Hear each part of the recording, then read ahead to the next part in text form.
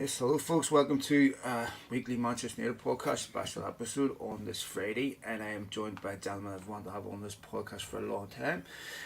Paul, you can find Paul at, what's your Twitter at FROTHOZ or Z? Yep, the Sorry, a old bit said. Yeah, American. it's the old gamer tag that stuck as a tag. And Paul, we've been talking for a while, obviously privately and what have you. We're obviously primarily going to cover the takeover and what has been going on this week, and we'll talk about a few things. Obviously with Mike Keegan's piece coming out the other day about Jim Ratcliffe's bid, I want to get in underneath that and discuss why Jim made that bid, why it looks that way, possible permutations, and throw a few things at you. So, and of course, you're here to explain some of the financial jargon and make it make sense to me and everyone else. So first of all, thanks for coming on the podcast for the very first time. No problem. Glad to be here. Okay, mate. First of all, let's look at what came out this week with Jim Ratcliffe first, because I was in the gym on Thursday. I was freewheeling on the exercise bike, obviously. The headline was a bit misleading in the sense that it was really about Jim taking 51%, Glazers with Hope being a minority shareholder. Obviously, initially, what my visceral reaction is the Glazers are continuing to profit off Manchester United. They continue to be on the board. They'll continue to influence how Manchester United are run. They'll still profit, and that's something that's anathema to most Manchester United fans, me included. Being an absolutist, I want them gone, but there's certain pragmatic aspects of this where if you'd offered me this a year ago, I would have taken it. I'm going to throw a few things at you once we get into this, because there's obviously a strategy behind why Jim did this. Yeah. So, explain exactly what that ownership would look like. So it depends on what way the ownership model he's looking to go at. But if we know anything about Sir Jim, he's not going to take a back seat in a company. So you could surmise the easiest way he would do it would be he would take 51% of the company in total. That would give him the majority shareholder. But he would need to bring Joel and Avram both below 10%, because if they're above the 10%, their B shares are still active. But if he drops them below the 10%, then the B shares are under the laws of the court. And when they incorporated the company and issued the shares, as soon as every Glazer is below that 10% mark, all their shares get turned into A shares. So effectively, that gives Sir Jim full control over the company, full say in who's on the board of directors, managers, footballing decisions, everything to do with Manchester United. It basically puts the Glazers into a position of no say, and they're just like any other investor on the open market. Now, the way he can sweeten the deal to get them to agree to that is he could say, eventually down the line, I'm going to buy you out of these shares. I will pay you a premium on top of what the shares are actually traded at that certain time. So the Glazers don't have to go off the value of what the open market says. They get a premium on top of it as well. But that would probably be the most likely way that they'll do that type of deal. I don't see, as some people said, they would keep 20% or they'll restructure the deal. There's no point of doing the restructure of the deal. They have the mechanism there to do it anyway, which is drop them below 10%. Well, how do they get them below 10% when they would still retain 23? I mean, their ownership amounts to about 23% when you take away what the siblings owe. And we talked about this before, so they would still own 23%. And obviously, United fans have a lot of questions about what their presence would be if they remained. So, why would Jim Ratcliffe want to do that and not put them below the 10% threshold, where they would have no influence on shaping the club's business, how they're run as a business, how they're shaping its culture and having decisions, making decisions about the football club that United fans don't want them making. So why would Jim Ratcliffe want to do that? Well, it's basically he's doing this, and I've said this weeks ago when I thought of the basically talking to other people. We came up with how could Jim Ratcliffe beat the Qatari bid, and Jim Ratcliffe will have to do what he always does, which is make compromises. So effectively what he's doing, he's not actually putting this bid on the table. What he's doing is he's putting his valuation of the company and saying, if you don't want to sell me the full 69%, I'll buy 51% of the company and bring everybody. But the caveat to it has to be that none of the Glazers have B shares left over. So it basically means twofold things. One, Sir Jim doesn't have to spend as much money up front because, argument's sake, say his bid is 5 billion. He automatically takes 18% of that away because that would the 18% will be going to Joel and Avram. So it gives him more playroom with more money to invest into the club straight off because he's already factored in and spending 5 billion up front if that is his bid. So it gives him a little bit more playroom with money to invest into the club. And also what everybody has been saying in the media in any circles is the whole stopping point of United being sold is Joel and Avram still want to be somehow associated with the club. So keeping them a percentage, that percentage is like an investment to them. If they believe United is going to be valued at 10 billion plus in the next 10 years, it means that 18% in 10 years' time is going to be worth a lot more than it is now under the current Glazership ownership. So let's say, hypothetically, that the Qataris have said to United that they're willing to go to a price point, I would say to the Glazers, they're willing to go to a price point that nobody else will. Mm-hmm. Say 7 billion, hypothetically speaking. Are we talking dollars now or pounds? You know, I never asked that question, but I would say dollars to be safe. Okay, I'd say dollars, right? Let's say they're going to go to $7 billion, right? This would be a way for Jim Ratcliffe to lower the acquisition costs of United, to take control of the football club. And let's say, hypothetically, he had a plan, knowing that there was going to be a fan backlash, with them still involved, to buy them out within 5 to 10 years. Would that make sense as to why Jim has put that bid together in the form that he has? The 5 to 10 years thing, it's a bit weird with the 5 to 10 years. You would almost have to get the Glazers to agree to convert their B shares to A shares for that to plan out. So if you wanted Joel and Avram to keep 20% of the company or 20% plus of the company, you'd have to make an agreement for them to convert all their shares from B shares to A shares, because unless that's done, there's no way Sir Jim can get control of the company in the first place to make the decisions, because even at 10%, with one Glazer, he outvotes Sir Jim because of the way the B shares work. I think really the only reason Sir Jim has come up with this plan is when I was speaking about this a couple of weeks ago, I said the only way he would ever come out with this deal is, one, he doesn't think the Glazers would sell, or they would go down the route of minority. So obviously if that's the reason, because of Joel and Avram wanting to keep a hold of the club, even no matter how much money Sheikh Hassim offers, they will not get it. Or two, he believes that a big enough bid is coming in where they'd lose, so he's trying to come up with a compromise to try and see if it can sway in his direction. But a lot of people concentrate on Joel and Avram in this situation, and nobody's talking about the other 4 Glazers. Because if the Qatari bid, say, is $7 billion, it's about 5.7 billion pounds. That's a good 900, 800 million than what Sir Jim has initially offered if we were to understand his bids. That's a couple of $100 million to each of the siblings that they'd have to turn down in the first place. Correct. So I would say it's more of, it's a last chance bid. I want to be the owner of Manchester United. I'm willing to do a compromise. So this is my compromise. I don't know if the compromise is going to work or not, because until we know the figures of the bids, we don't know. But it will all come down to money at the end of the day. Well, let's say this, this is Jim Ratcliffe's last play, right? Mm-hmm.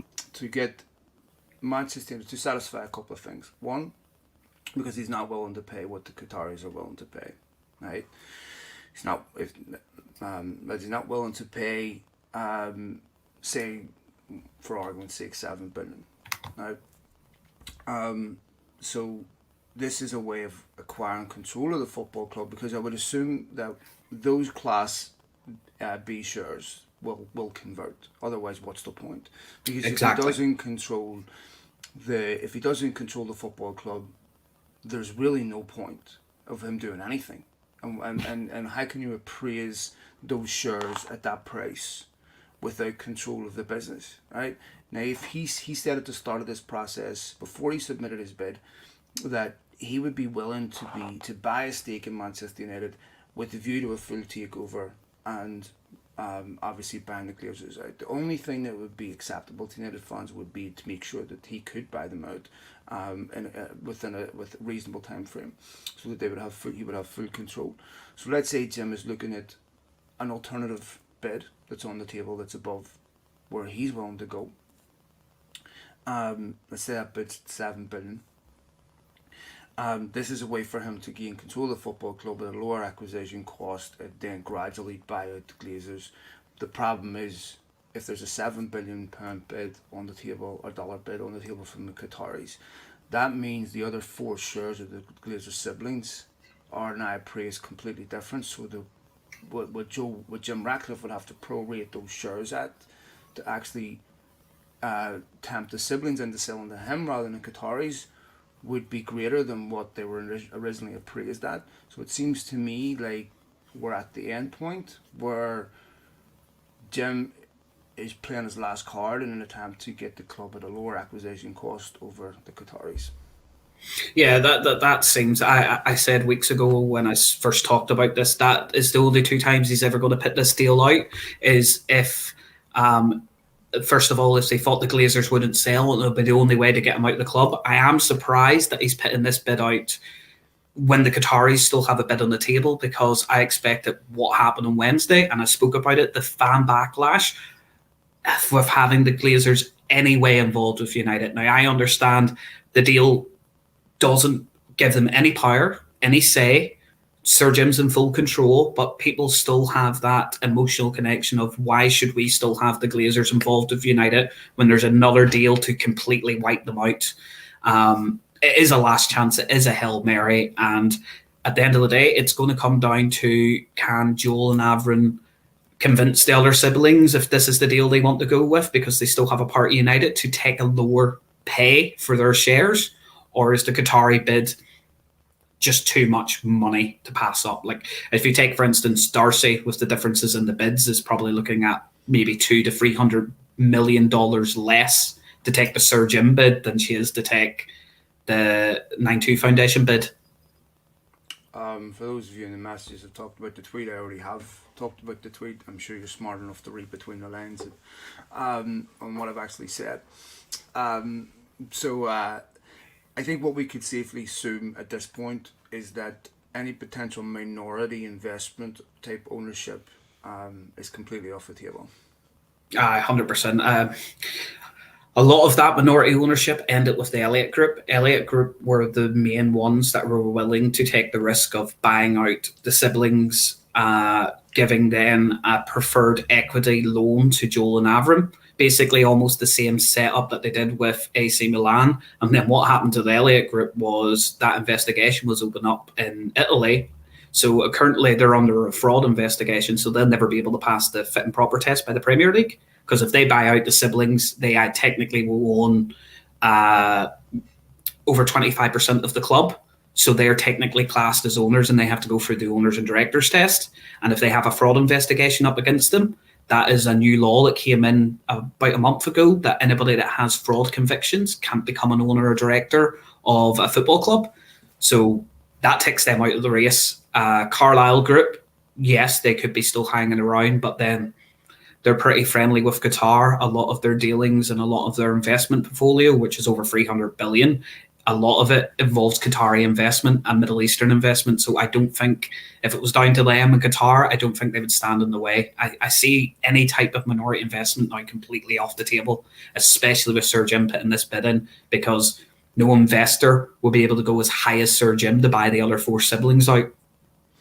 And there's another part to this that would obviously be a concern. Manchester United need this to go through quickly.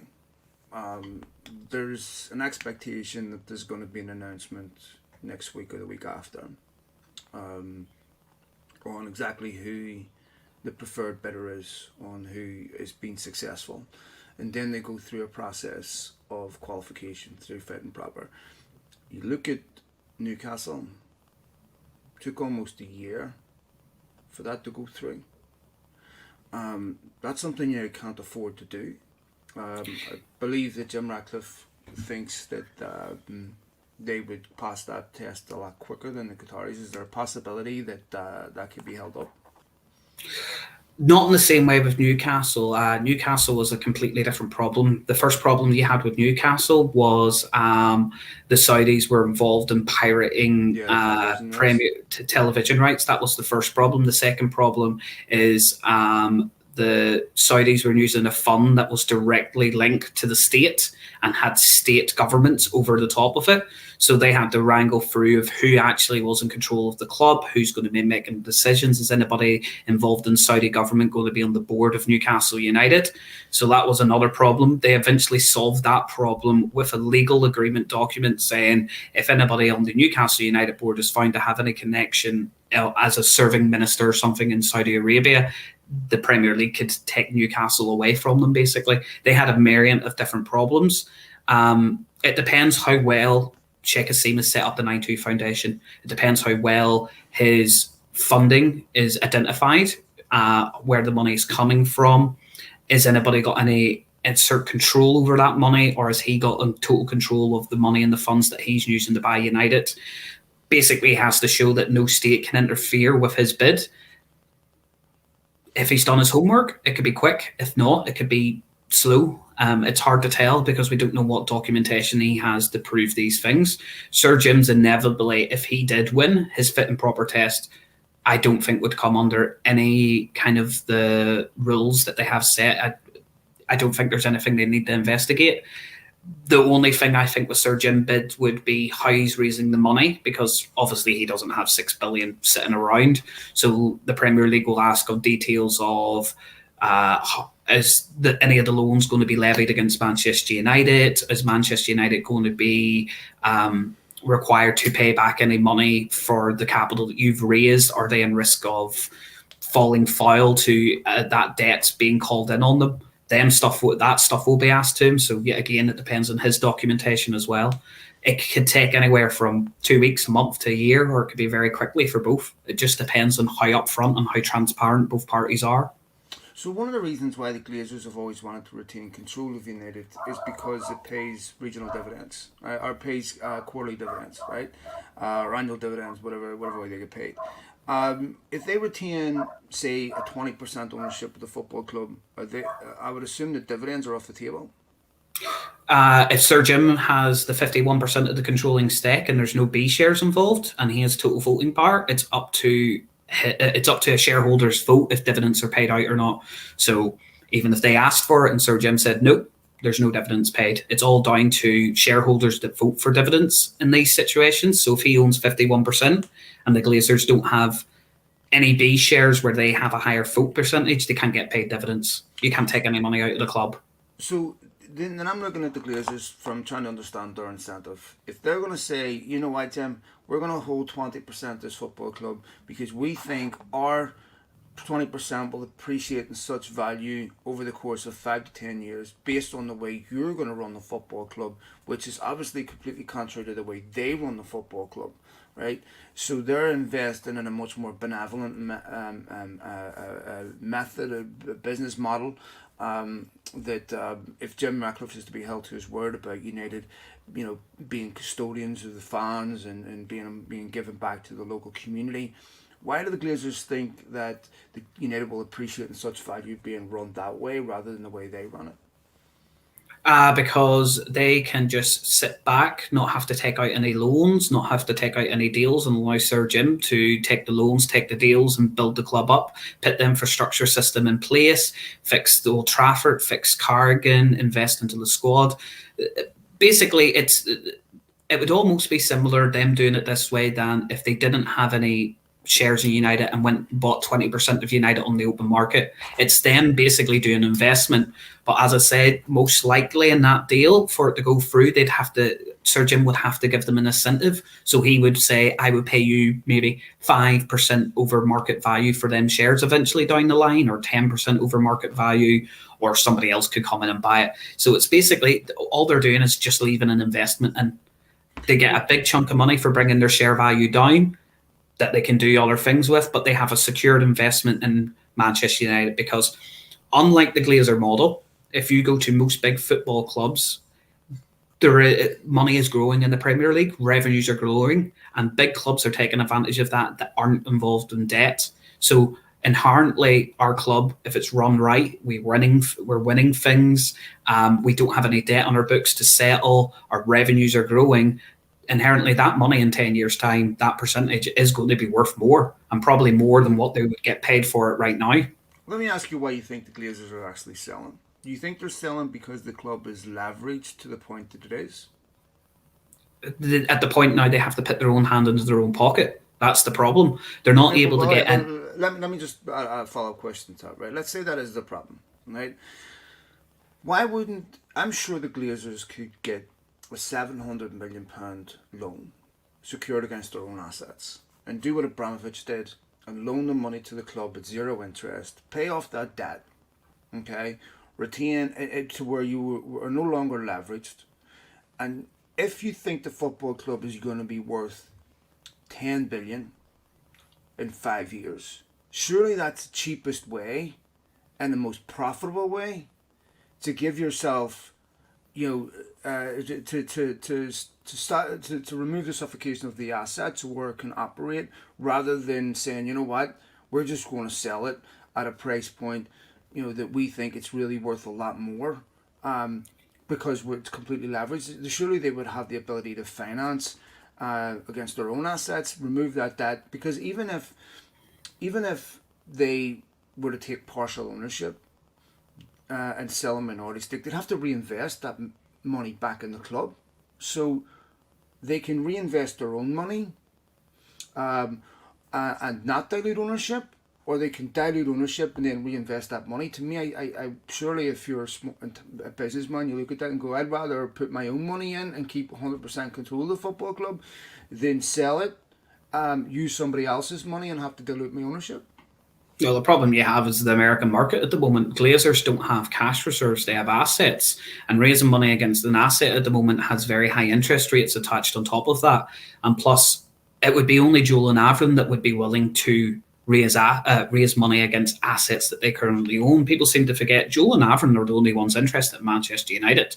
Darcy Edward and all them other ones aren't. They've never cared about the club. They've never showed up about the club. I think Darcy's been to the club twice in the last 18 years. They rather have money. So any kind of form of trying to raise that finance,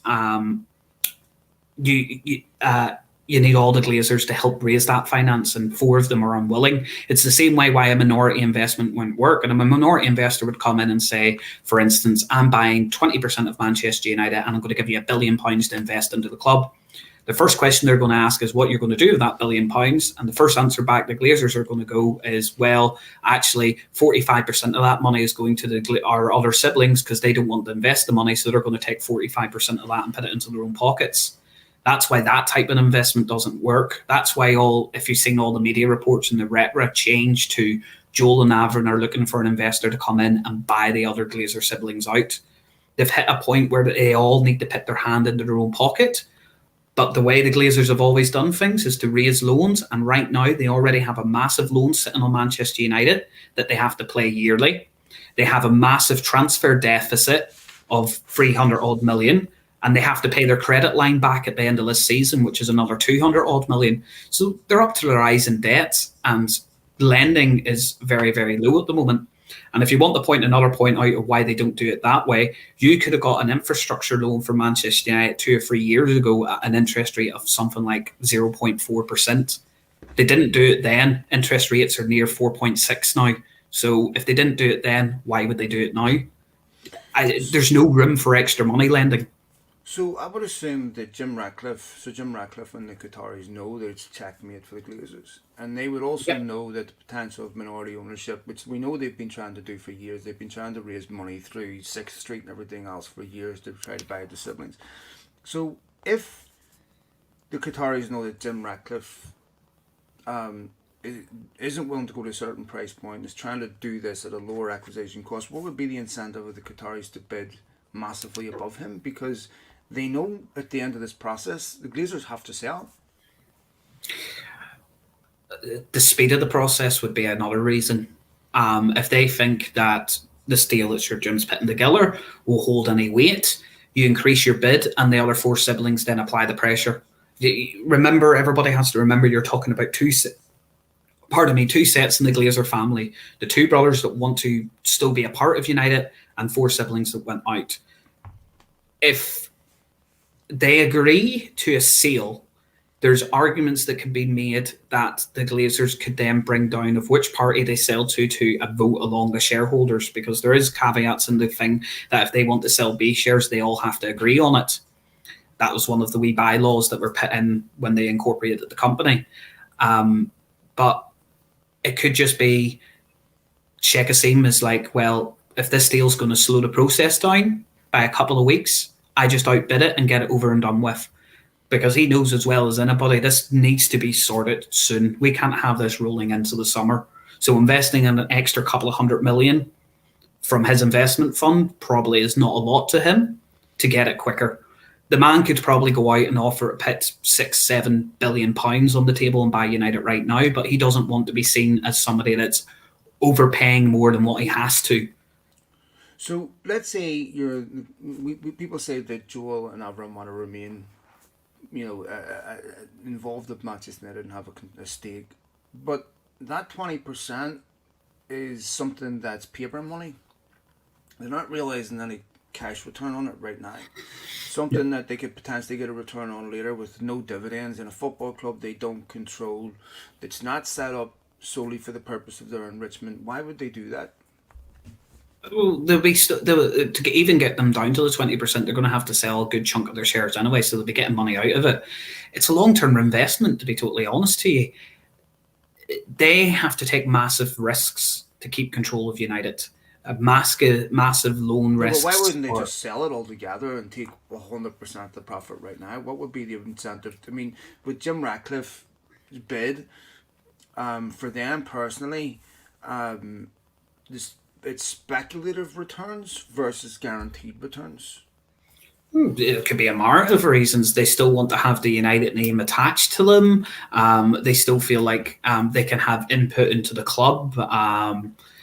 It could be a myriad of different reasons. They could just be an arrogant ego and just say, look, this is how much we believe that the value of United's going to grow, that we're going to hedge our bets on the money we get out of it. It's clearly, if they wanted to sell Joel and Avram straight away, and they clearly weren't interested in staying some part of the club, they would have sold it long ago. This process wouldn't have involved any minority bidders or any hims and ha about buying out the other siblings. It would have just have gone to the highest bidder, in a sense. So it depends how much money is too much money to turn down, realistically. Yeah, I think obviously the most reasonable outcome here is that this is going to get a full sale, and I've mentioned this from the outset. When this process first started happening, there was a lot of information being passed. That started to get muted and gagged a bit, and it became a little bit harder to come at. But I was told in the beginning, and I mentioned this in my podcast, that the Qataris were willing to go to a price point that nobody else were. And I think that will be what will happen. I don't see the Glazers accepting Jim Ratcliffe's offer if the Qataris are willing to go to $7 billion. Yeah, because, it's too much money. It's too much money. And I think for Jim Ratcliffe, this is about legacy. He's at a point in his life where he's already financially comfortable. It's about ego, of course, for both, I would imagine. So I And if you look at United's appraised value from Bloomberg at 1.8 billion, 7 billion is truly insane. And so we will see what happens, mate. But it's one way or another, from what's being said by the people, by people that are connected to this, that there's going to be this is almost over. Yeah, I think people need to. United fans, you can have your camps that like Sir Jim, you can have your camps that like Sheikh Hassim. Either one of them is going to be better than what ownership we have right now. But I think the main thing is, since that deal came out for Sir Jim, that deal in itself completely wipes out minority investment. I think we're on the line where the club will be sold.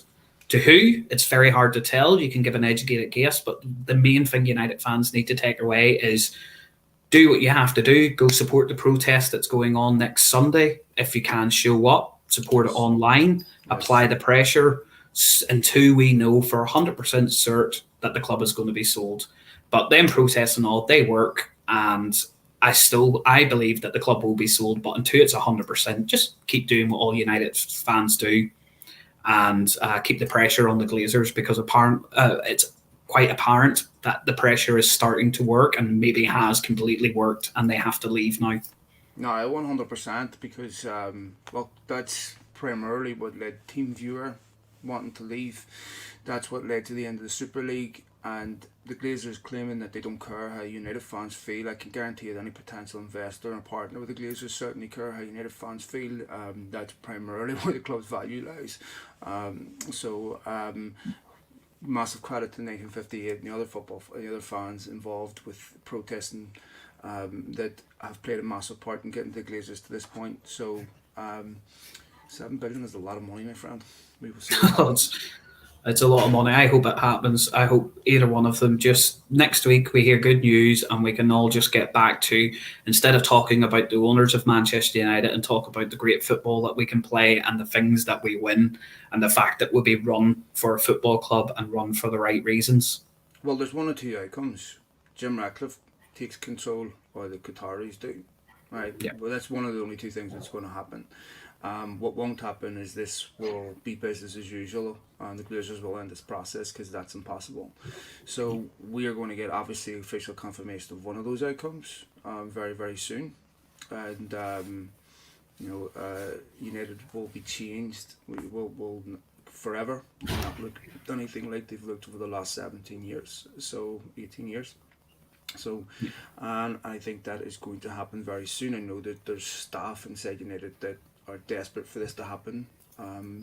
There's tremendous uncertainty for them and their jobs, especially people in key positions that are being headhunted by other clubs, because they don't know. Those are always the first people affected by any type of business that gets sold. It's people in key positions that get replaced, and those are their most important employees. And everything is in limbo until this gets announced, until it gets confirmed.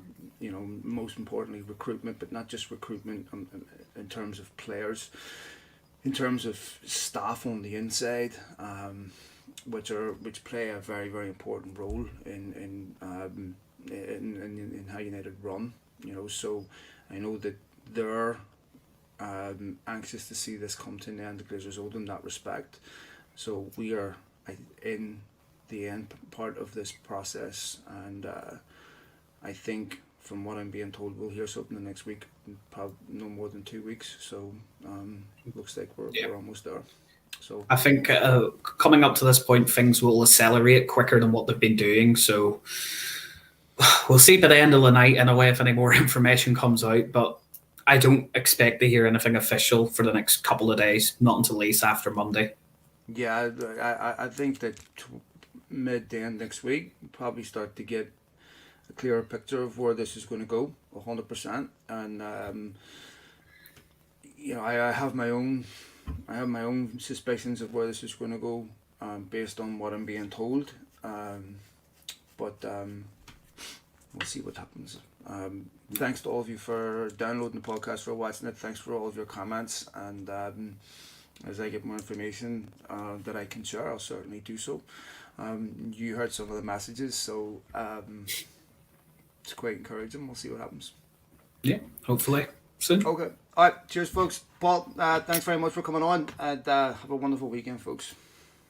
Cheers, guys. Bye bye.